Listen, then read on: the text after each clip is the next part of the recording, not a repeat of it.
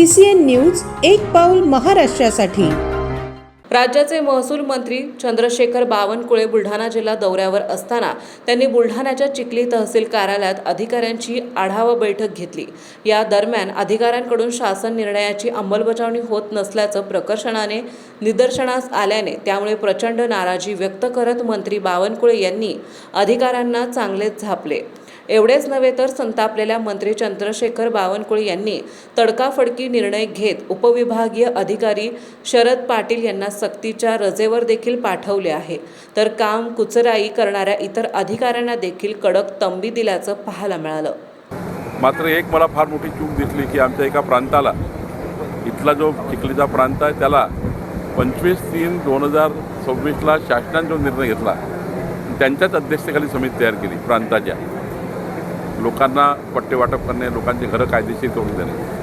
महिना होऊनही प्रांत बैठक घेत नाही, महिना होऊनही त्या ठिकाणी त्या प्रांतांनी त्या योजनेचा अजून काही सुरुवातच केली नाही, शासन निर्णयही माहिती नाही।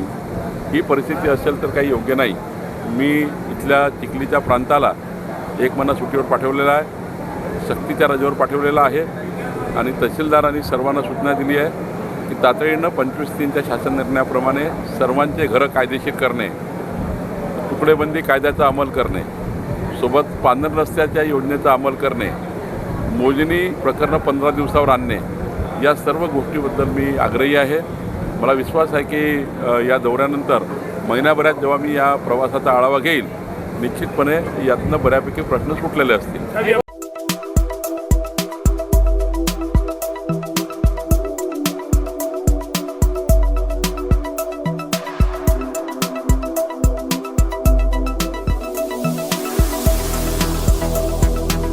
तसेच आपल्या भागातील महत्त्वाच्या बातम्या पाहण्यासाठी CCN न्यूज डेस्क चॅनलला सबस्क्राइब करा आणि बेल आयकॉन प्रेस करा।